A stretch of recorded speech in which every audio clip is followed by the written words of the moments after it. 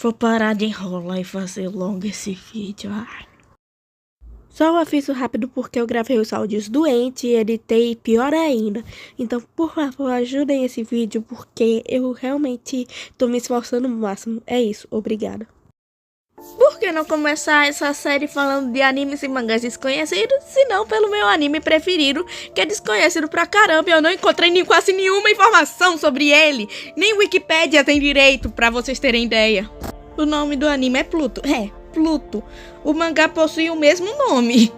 É bem simples, né? O autor e o coautor do mangá são respectivamente Naoki Urasawa e Takashi Nagasaki. Sim, esse é o nome do último, tá bom? E a história original foi criada por Osamu Tezuka. No caso, a história de Pluto saiu de um arco do mangá de Astro Boy. O nome do arco é Maior Robô da Terra. E quando eu puder ler isso, com certeza eu vou trazer aqui no canal. Vai ser bem interessante. O mangá de Pluto foi lançado entre 9 de setembro de 2003 a 5 de abril de 2009. E possui gênero de mistério, ficção científica e thriller. E a demografia dele é seinen. Não sei nem como eu gostei, tá bom? A premissa é bem simples. Ela é basicamente um detetive tenta resolver o caso de uma série de mortes de robôs e humanos. Robô morreu aqui. Então, bora resumir a primeira metade do episódio 1, que possui só 31 minutos, porque o episódio tem 1 hora e 11 minutos. Então eu não vou resumir tudo, já pra deixar vocês curiosos. Então, partiu resumir. Bem, o anime começa com um incêndio florestal, aparentemente sem motivo, e os bombeiros estão tentando impedir ele. E depois a câmera vira e nos mostra que várias árvores foram arrancadas. Então aparece um cientista que está desesperado, preocupado com alguém.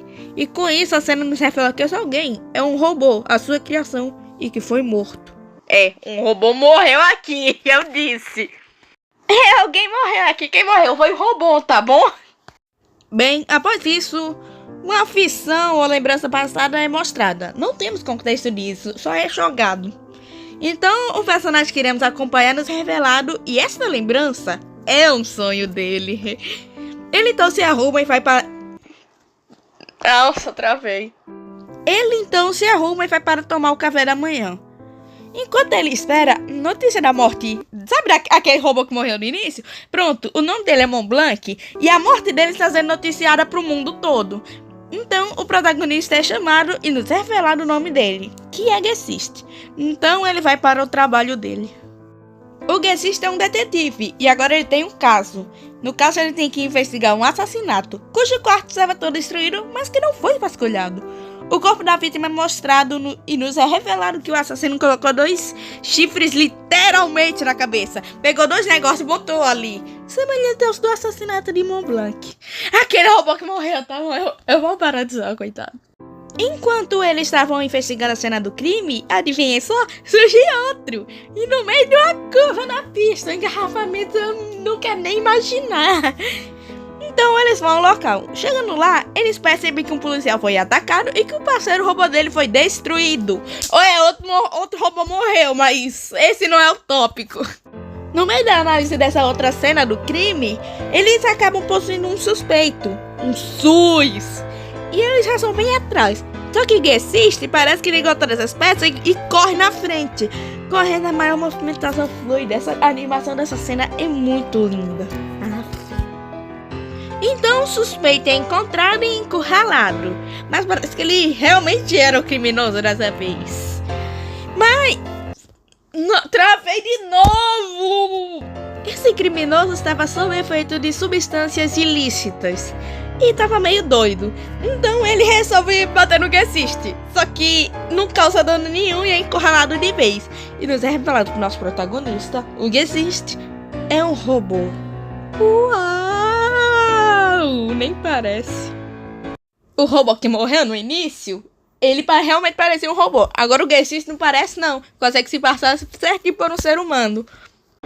Gesist resolve visitar a esposa do robô policial que foi morto pelo criminoso. Vamos falar disso porque o robô que morreu foi o do início, tá bom? E aí Gesist e a esposa desse robô tem uma pequena conversa sobre entender sentimentos humanos. A cena é cortada. Para eles, no caso, o protagonista e os outros detetives que estavam no local do crime, do primeiro crime, tá bom? Analisando o assassinato daquele robô que morreu e esse outro, e concluem que foi a mesma pessoa. Mas no assassinato do defensor dos direitos dos robôs, vou me recusar a falar o nome dele, não possuía traços humanos. E acabou concluindo que pode ser um robô. Só que, como que um robô mata um ser humano? Pelo visto no anime são programados para não matar. Então como que um robô mata isso? Acho que foi um passarinho, isso sim. Então, a cena é cortada e nos é mostrado o funeral de Mont Blanc. Sim, aquele robô que morreu. E sim, robô tem funeral aqui. E o criador dele fala algumas coisas sobre, tipo, como ele não tinha inimigos, que todo mundo amava ele. E diz que algumas pessoas tomaram que vai destruir por um tornado. Coisa que olhando na cena a gente percebe que obviamente não foi um tornado de verdade. Se teve, não sabemos.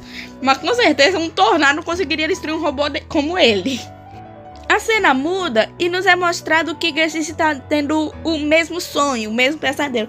Só que dessa vez foi quando ele estava na manutenção. E o professor Hoffman, que eu tenho certeza, 99% de certeza que é o criador de Gessis, nos revela que o nosso protagonista deve estar exausto. E ele comenta sobre a morte daquele robô que morreu, tá bom? Do Mont Blanc.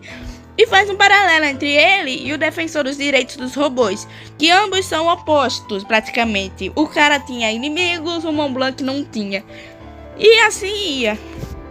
E o Hoffman toca no assunto do sonho e diz que os robôs não sonham, mas que gostaria de entender mais sobre isso. Gessis sai do laboratório e se depara com um lixeiro. Eu acho que é um lixeiro, eu não sei. Descartando aquele robô policial que foi destruído, porque quem morreu foi o do início, tá bom? E Gessis pergunta se pode olhar. E o lixeiro diz que pode. E se quiser alguma parte, ele pode pegar. Afinal, é lixo mesmo. Essa frase acaba desencadeando que deve ser uma memória de Gessis. Então, nosso protagonista resolve levar o chip de memória do robô policial para a esposa do robô destruído. E ela pede para ele colocar o chip nela.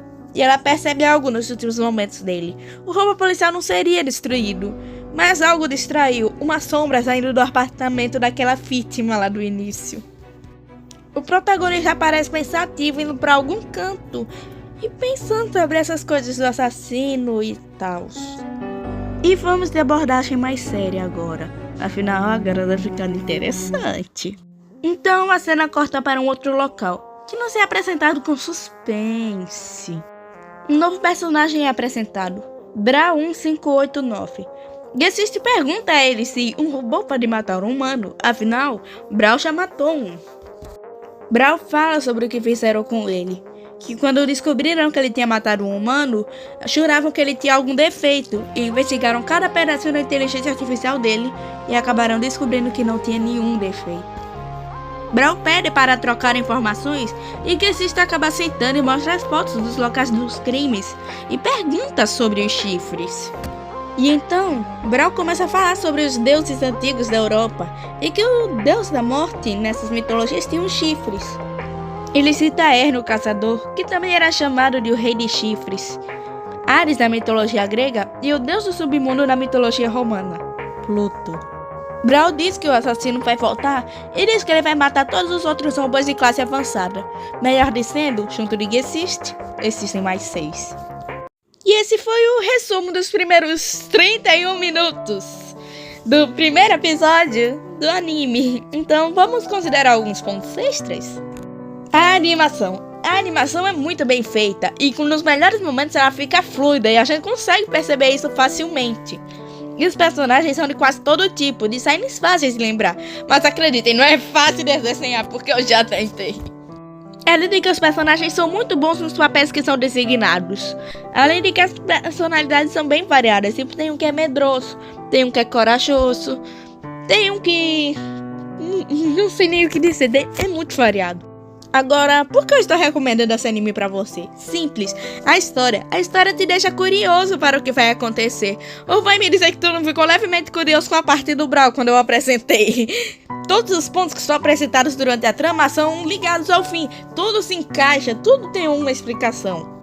Além de que o que move a história, que seria o tema central, combina bastante com os dias atuais e tal. É incrível só. Agora, qual é a minha opinião sobre o anime? Simples, eu disse que é meu preferido é porque tem motivo, né? Esse anime é absoluto cinema. Ele é incrível, tem uma história incrível, uma animação linda, minha nossa, e me ajudou muito durante um tempo. E ainda me ajuda. É muito bom, é muito bom. Não tenho palavras para descrever. Só recomendo. E esse foi o primeiro episódio da série de animes e mangas desconhecidos. Eu espero que vocês tenham gostado. Se quiserem dar sugestões para os próximos, eu ficaria muito feliz. E também se puderem dar um like e se inscrever também, me deixaria realmente feliz. E compartilhem esse vídeo. Várias outras pessoas precisam conhecer essa obra incrível. E é isso. Tchau, galera. Fui! A pessoa gravando com um episódio de fundo. O personagem tem tanta cara de sono, minha nossa. E eu não sei quantas vezes eu falei robô que morreu. Só falei até demais. Coitado do Mont Blanc.